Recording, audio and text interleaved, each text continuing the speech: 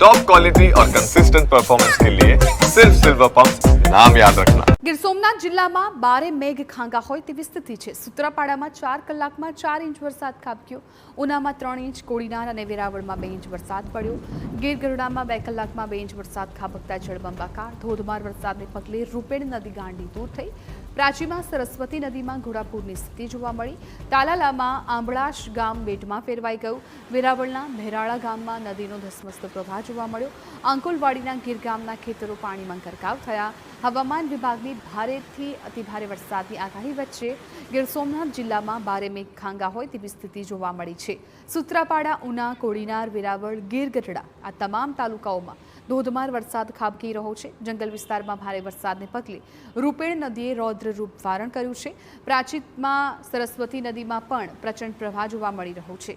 તો સાંબેલાધાર વરસાદ ખાબકતા તાલાલાનું આંબળાશ ગામ જાણે બેટમાં ફેરવાઈ ગયું હોય તેવી સ્થિતિ જોવા મળી છે। ગામની ચારે તરફ જળબંબાકારની સ્થિતિ છે અને લોકોનું ઘરની બહાર નીકળવું પણ મુશ્કેલ બની ગયું છે। આ તરફ વેરાવળના ભેરાળા ગામમાં પણ રસ્તાઓ પર જાણે નદી વહેતી હોય તેવા દ્રશ્યો જોવા મળ્યા। રસ્તા પર જળબંબાકારની સ્થિતિને પગલે લોકો મુશ્કેલીમાં મુકાયા। શાળાએ જતા બાળકોને પણ ભારે વરસાદથી હાલાકીનો સામનો કરવો પડ્યો છે। તો જળબંબાકારની સ્થિતિ તાલાલાના અંકોલવાડીના ગીર ગામમાં પણ જોવા મળી। અહીં ગામ નજીકથી પસાર થતા મુખ્ય રસ્તા ઉપર પાણી ફરી વળ્યા છે।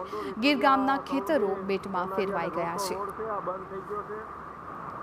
ત્યારે ગીર પંથકના અલગ અલગ આ દ્રશ્યો આપ જુઓ। ક્યાંક સ્કૂલે જતા બાળકો ફસાઈ ગયા છે, તો ક્યાંક રોડ રસ્તાઓ જ બંધ થઈ ગયા છે, ક્યાંક મંદિરો પાણીમાં ડૂબી ગયા છે। અત્યારે ત્યાં બારે મેઘ ખાંગા થયા હોય તેવી સ્થિતિ ગીર સોમનાથમાં જોવા મળી રહી છે। મોટાભાગના તાલુકાઓ અત્યારે જળમગ્ન બની ગયા છે, નદી નાળાઓ છલકાઈ ગયા છે, ડેમના દરવાજા ખોલવાની ફરજ પડી રહી છે।